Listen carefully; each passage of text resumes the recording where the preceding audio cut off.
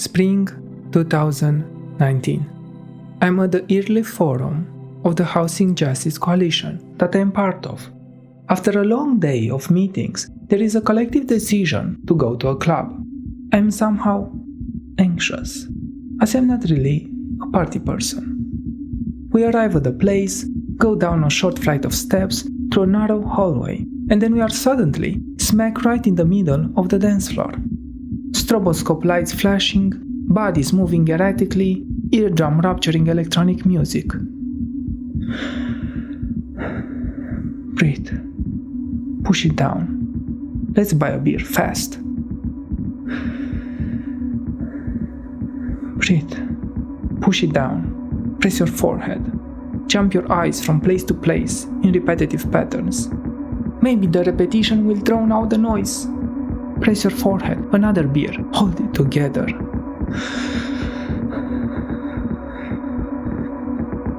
Breathe. Just 10 more minutes until the alcohol kicks in. Everything is shaking. Press your forehead. Push it down.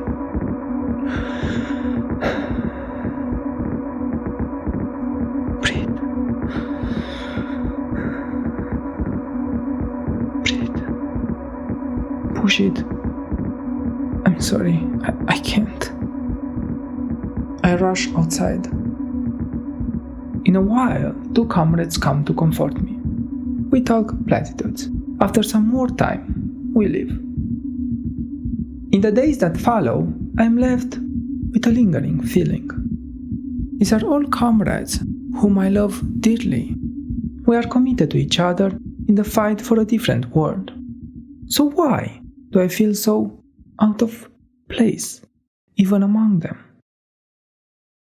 Is the problem really with me? Is there something wrong with me? Am I broken?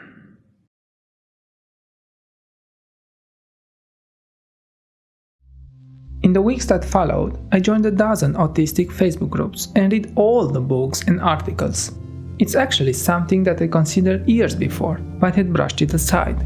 I just didn't recognize myself in the alienating and medicalist language of the DSM. From these stories that I read online, however, I learned something else. The myriad ways in which the cold and minimalist wording of the diagnostic criteria are reified in actually existing ways of being and doing and feeling. I found a constellation of experiences onto which my own mapped exactly. And with this, gain meaning. I am autistic. I am neurodivergent. These labels explain much of what has happened to me that I couldn't make sense of, from very early childhood up to the present. It gives a coherent narrative for both my sensory and my social difficulties, things that I had always tried to understand separately, realizing they had one common unitary explanation. Autism was a light bulb moment. How has this truth been hidden from me for so long? How could I have spent 3 decades on this planet and not know what substance I'm made of? Why did no one tell me this was a possibility?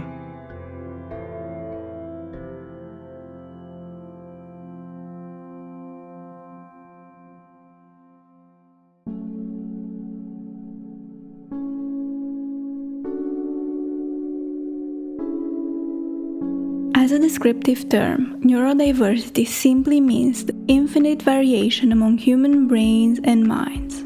This diversity exists. It is a banal fact. As a paradigm and social movement, neurodiversity seeks to reframe currently pathologized differences like autism, ADHD, learning disabilities, Tourette's, and so on as normal and natural ways of being in the world. There is no one correct brain, one valid mode of interacting with people and the environment. Neurodiversity adds value to our shared social fabric and stands at the base of the usual social dynamics: power, privilege, oppression, the same as race, gender, sexuality, or any other form of difference.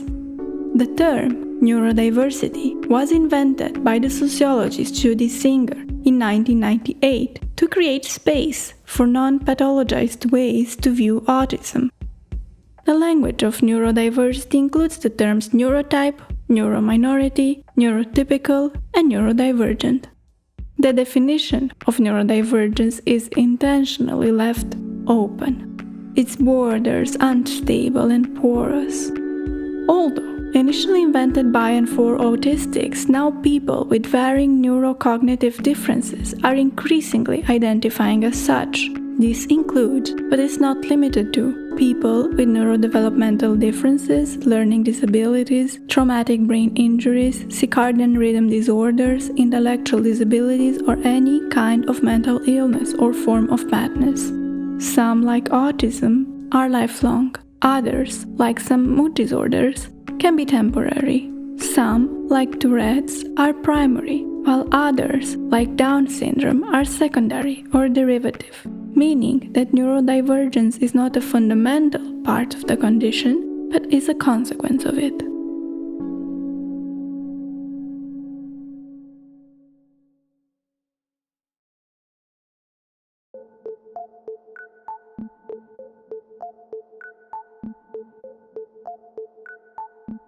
Mad, neurodivergent, disabled. Which one is the right label for me? In everyday usage, their meanings often get thrown together, which can make things confusing. In current radical spaces, they are interchangeable in many instances. The differences between them have more to do with the history attached to each concept and the place from which it radiated outwards. Mad pride, in my understanding, is an identity defined in relation to one psychomedical history, even if through negation. Parts of the mad community do not completely negate a pathologized approach to these conditions. They are illnesses, but aim to remove the stigma that is attached to living with them and engaging with the psychiatric system. Other paradigms promote a view of mad culture in a radical break with pathology and psychiatry. But even in the latter case, madness is defined through the movement of distancing from the medical and psychiatric systems. Neurodiversity, on the other hand, came into being by inventing a new semantic space for neurocognitive differences to exist. It is formed in relation to the neurotypical majority, rather than any psychomedical link. By design, neurodiversity negates any kind of pathological optics. Not only are you not less worthy if you happen to live with these conditions, but the conditions themselves are not something negative, but valuable, or at least neutral. This feels very empowering for many of us. Within the neurodiversity paradigm, we understand that some or most of the difficulties that we face are in fact due to the gap between how society is built and the ways our brains and minds work. In this aspect, it overlaps with the social and radical models of disability. Disability itself is notoriously difficult to define. The social model of disability makes the distinction between the intrinsic disability or impairment and the barriers that arise when society does not account for our differences. Within the social model, disability arises exactly at the gap between self and society. It is equal to the set of barriers that disabled people face. Radical critics of it take issue with its exclusive focus on social barriers because this relegates impairment to the objective, biological sphere, failing to politicize it where it should be. Is dyslexia an impairment or a natural variation among minds? Within the social model, there is no space to interrogate this, and how we view differences affects what accommodations we envision. If dyslexia is an impairment, perhaps appropriate accommodations are therapy, while a view as a natural variation requires changes in how society is structured. The social model also holds no space for personal reflections about the disabled experience. Its arena is purely that of policy demands. Disability justice, in distinction, focuses on radical access and the changes that should be made to help us fit into each other's lives and society. This includes ramps and curb cuts, yes, but also knowing how to navigate our personal and collective feelings about our bodies when they ache and break, and also when they create crip joy. The disability justice movement does not invest a lot of time and energy in interpolating the state because many of us, the homeless, undocumented migrants, people with subclinical disabilities, and so on, fall outside of its matrix anyway, although policy changes are still needed, of course. Instead, disability justice focuses on tactics of mutual aid and on prefiguring non-ableist ways of living. Personally, I think of disability as being any difference that is pathologized within a given context. This very broad definition makes disability group-dependent, which has been historically true for many differences. Think, for example, how gayness and transness have functioned as pathology at the societal level in the past century while being viewed as natural human variation in group. In the meantime, in many countries, gayness has been completely and transness partially depathologized at the social level, but they remain viewed as such by conservative groups. Because many neurodivergent folks do not identify politically as disabled, the discussion whether neurodiversity is or is not disability is a relevant one for the community. The above definition then helps us reconcile these views. Neurodiversity is both disability and not disability, depending on whether we are talking at the social level. In this case, it is disability as codified in both the public opinion and the legal and medical systems, or within neurodiversity groups, where it can be, but is not necessarily disability.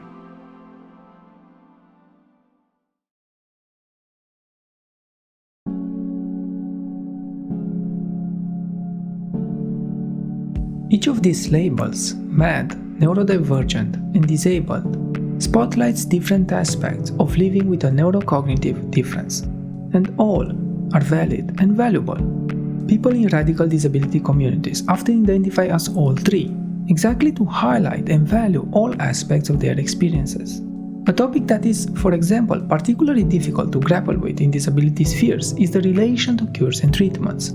The questions, would I change my body-mind if I could? And do I love myself exactly the way that I am? Frequently pop up. And the answer can be yes to both at the same time. Learning to hold these two apparently dissonant thoughts, like magnets that repulse each other, is, I think, a big part of everyone's journey in coming to terms with their disabled identity. Of course, it's always important to ask and respect how people choose to identify. I think many of us prefer the language of neurodivergence simply to escape the historical baggage that comes with the disabled label, and also because neurocognitive differences have been marginalized in disability movements in the past. At the same time, it's important to interrogate our own assumptions and biases. Often, the desire to distance oneself from the disabled label comes from a conservative, medicalist, or even eugenicist view of disability and from internalized ableism. Other times, it's simply a misguided desire to not take up space that is meant for people with higher support needs. Whatever the reasons may be, avoiding the label damages the disability community and ultimately oneself. Disability is not a bad word. Disability is an analytical tool to identify and fight oppression. Disability is also a place of belonging. Besides being autistic and having ADHD, I have other, mostly hidden disabilities. Chronic pain and fatigue, migraines, a chronic skin condition, a circadian rhythm disorder, and the executive functioning chaos that comes with all this. Even so, it took me quite a while to feel comfortable enough to say it out loud.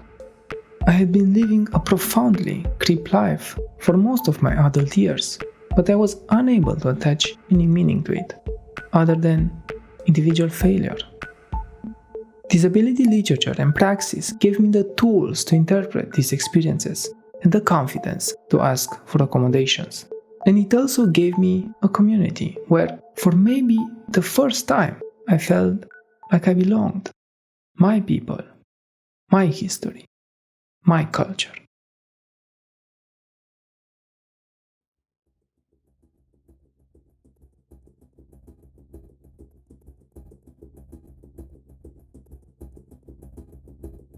Another important question is whether neurodivergence is a political identity. Any marker of difference can form the basis of identity, but not all of these will be politically relevant. For example, people can associate based on having green eyes, but that doesn't mean fighting for the rights of green-eyed people is a politically meaningful action.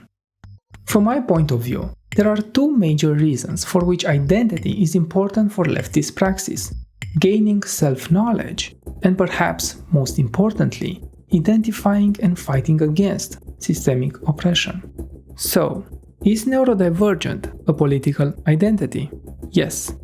Across the board, people who discover their neurodivergent selves, especially if later in life, report a vastly improved quality of life, leading to the dissolution of feelings of wrongness or brokenness, to finding a community of like-minded people, and to a confidence to ask for accommodations from the world at large.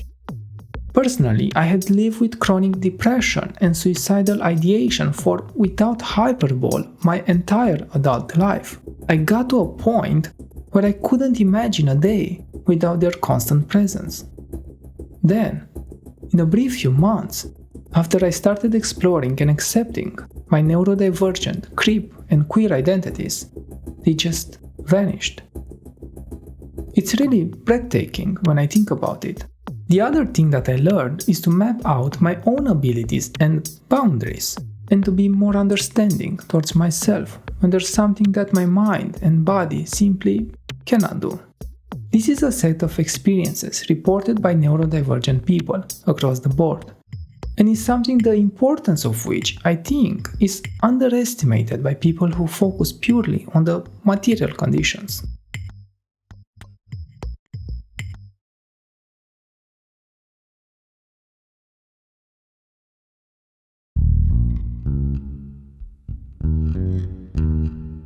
Secondly, does neurodiversity form the basis of oppression? Yes, absolutely.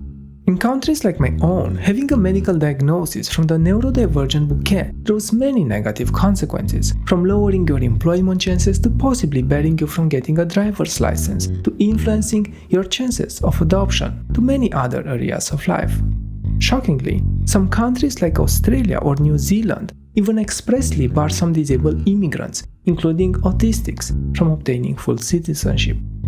Among autistics who can pass as neurotypical at least some of the time, the life expectancy is much lower and suicide rates much higher than among neurotypical peers.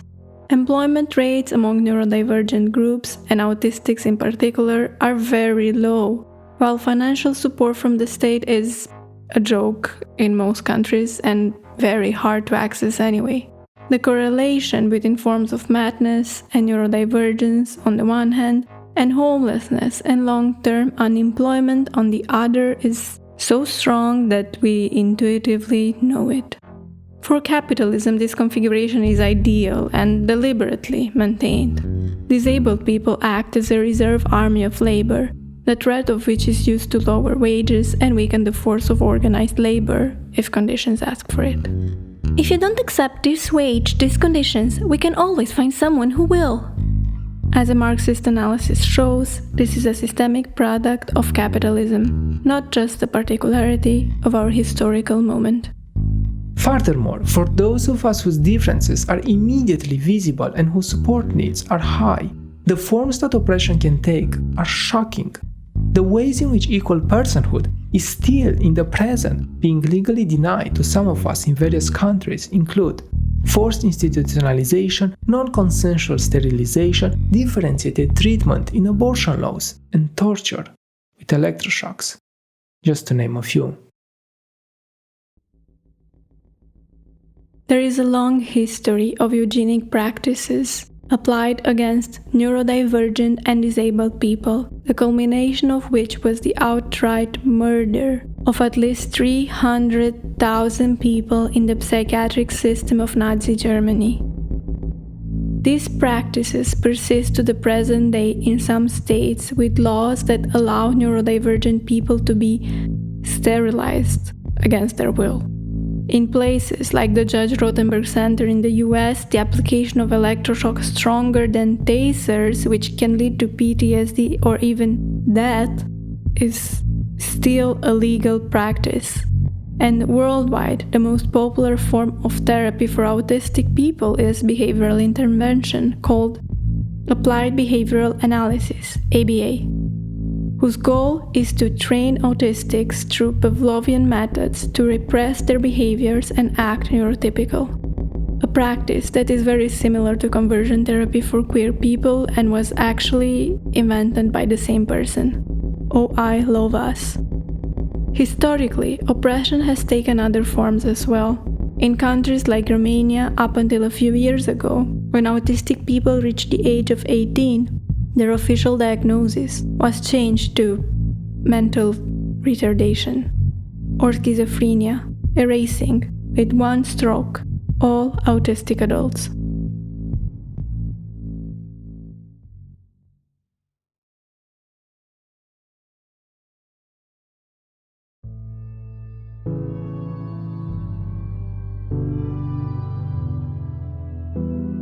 A less obvious way in which neurodivergent people are oppressed is what could be called compulsory neurotypicality, a term introduced by Adrian Rich in the context of sexuality and adapted to the sphere of disability by Robert McRuer and others. This construction doesn't just mean the descriptive fact that the more privileged social locations hold more power in society. What the compulsory construction highlights is the ways in which the majority options are projected onto every social action and interaction, therefore erasing any divergent meanings and possibilities. Some of the ways compulsory neurotypicality can look like are the automatic assumptions that writing, talking in dry, straight language means being passive-aggressive. Asking for clarifications means being intentionally obnoxious. Losing focus means not caring. Canceling on plans means not being interested. Forgetting things means not being serious. Making frequent typos means you are uneducated. Not having the right reaction to a situation means having hidden motives. Staring due to prosopagnosia, face blindness, means disrespect or harassment. Failure to implement verbal instructions means you are incompetent. And endless other examples. At first glance, these things might not seem very important, but they influence everything, from relationships to workplace dynamics, and the constant bombardment just grinds you down and drains all your energy. So, where to? From here.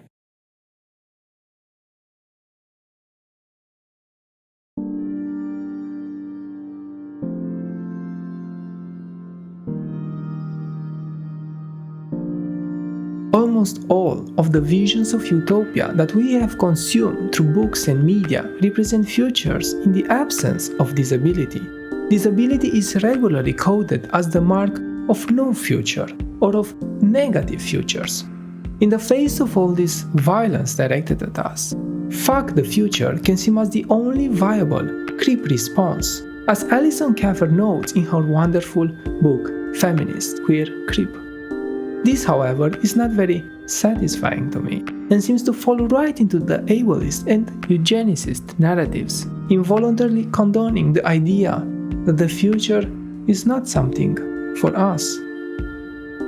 In Kaffer's words, the task, then, is not so much to refuse the future as to imagine disability and disability futures otherwise, as part of other, alternate temporalities that do not cast disabled people out of time. But this is hard. It is difficult to imagine futures devoid of ableism and neurodivergent oppression, because most of the examples that we have are of this type. Here are some lessons that I have learned from others that can guide our path.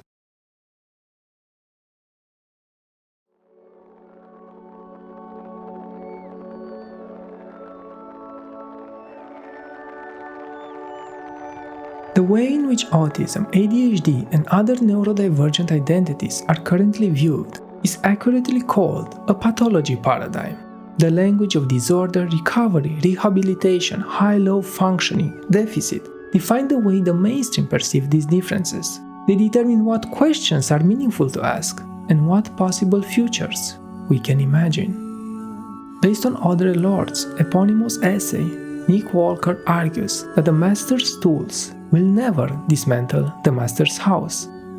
Until we get rid of pathologizing language, we won't be able to stop thinking that there is something inherently wrong with us.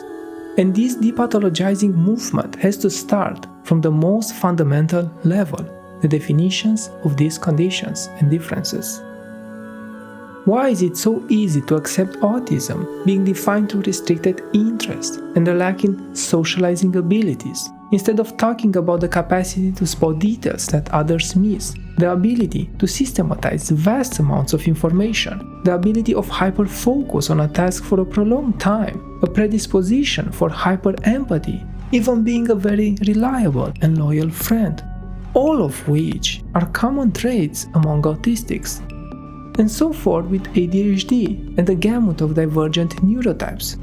To give a sense of what a more empowering example would look like, consider this definition by Nick Walker. Autism is a genetically based human neurological variant. Autistic brains are characterized by particularly high levels of synaptic connectivity and responsiveness. This tends to make the autistic individual's subjective experience more intense and chaotic than that of non-autistic individuals. On both the sensory motor and cognitive levels, the autistic mind tends to register more information, and the impact of each bit of information tends to be both stronger and less predictable.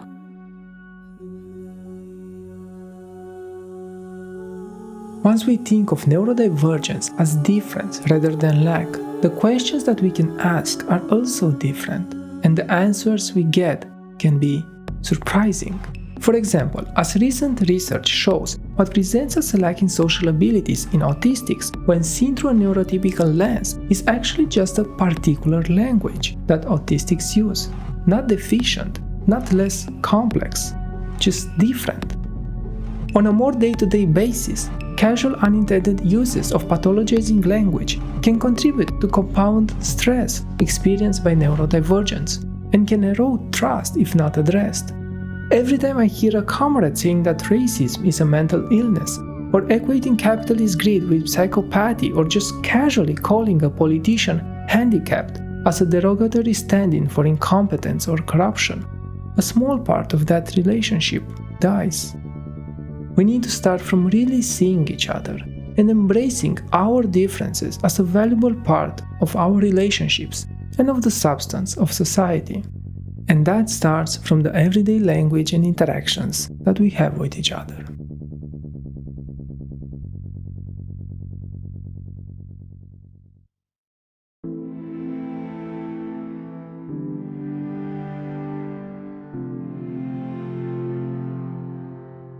For people like me, who can pass as neurotypical and able-bodied, the greatest problem is the recognition of our access needs. There is an assumption that if you can look and act neurotypical, at least some of the time, like myself, your needs are not severe enough to warrant accommodations. It doesn't matter if your brain explodes during work meetings or social events. It matters if you can be physically present and simulate engagement. It doesn't matter if you're chronically tired and have to take a sick leave after a family Sunday. It just matters that you're not a hermit that shuns sociality. Or so would some of our friends, and many psychiatrists have us think. Under the current coordinates of the system, if you wander outside the capitalist work field, your social life is pulverized. As a consequence, we have learned to cut pieces of ourselves out in order to maintain the illusion. We always cut from where it's not visible. Time and energy spent with friends and family, spent cleaning the house, spent caring for ourselves, spent doing things that we love. And what happens when there is nothing left to cut? This, I think, is the experience of most of us who are able passing. There is a great interview with actor Michael J. Fox, who has Parkinson's. The interviewer asks him whether he can make his body stand still. He says yes, and proceeds with a demonstration. His twitching, contorting body suddenly becomes perfectly still, but his muscles are stiff, his gaze fixed. He says he cannot talk during this time because it takes up all of his mental space and energy to control his body. The first time I saw this clip, I broke down in tears. I'd never seen such a striking illustration of the struggle that goes on inside my own brain when I force eye contact with someone, or when I'm in a space with multiple sources of lighting or noise, or I'm strongly masking to blend in. Our access needs might not be immediately apparent, and most of us don't know how to ask because we have been conditioned to suck it up, to push through and stop whining. For allies, learning to listen is the first step, yes. But this is not only about listening, it's about learning to recognize the signs of struggle with ableism in someone's face or movements.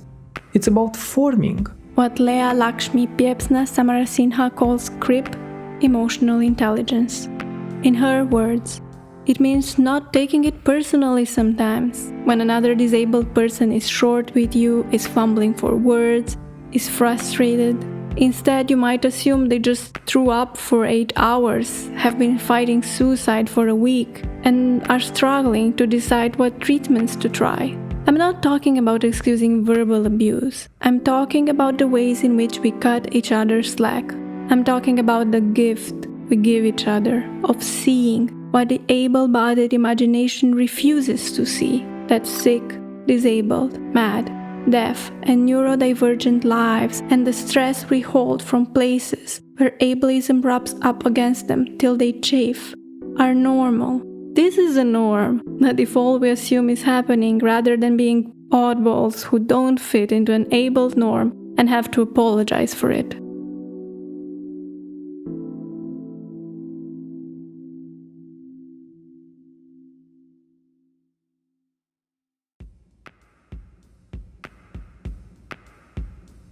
I'm a person who is white, non-binary, socialized in a toxic masculine culture, grey ace, disabled, autistic, and a precarious academic from a poor working-class background. And the struggles that I face are representative of my social location. Having some privilege means your voice is louder in certain spheres than of those who are more marginalized, and it is important to constantly interrogate what narratives you center. Autistic spaces often tend to be dominated by autistics who do not struggle with comorbidities like aphasia or dyspraxia or intellectual disability. These spaces tend to be very white and sometimes cishet, and the overwhelming majority of diagnosed or self-diagnosed autistics are from the Western world. Growing up neurodivergent in working-class Eastern Europe in a post-socialist country is, for example, a topic I have rarely, if ever, seen being written about. More broadly, autistics in general tend to be overrepresented in neurodivergent spaces. There's still a lot of work to do, but with the advent of online tools for creating content, a vibrant online neurodivergent community has already formed. Seek them out. It's also important to do the work of figuring out how the less pleasant forms of neurodivergence, like narcissistic or psychopathic personality, fit into our worldview. How would the social experience of people living with these conditions be different in a non-capitalist, radical, neurodivergence-embracing world? How would the world look like in which their differences are valued, while not perpetuating and facilitating harm or oppressive practices? These are difficult questions, which need to be engaged with as we map out the road to utopia. Struggling with neurodivergence has also given me a different perspective on non-human brains, the ways in which society often devalues the minds of other animals through judgments about mental skills and abilities which they purportedly lack in comparison to humans, seems to me very reminiscent of the way in which neurodivergent oppression is perpetuated. Thus, I have come to the personal understanding that total liberation is the only just way for moving forward. As long as unjust, uninterrogated hierarchies persist among groups, oppression will find a home among us.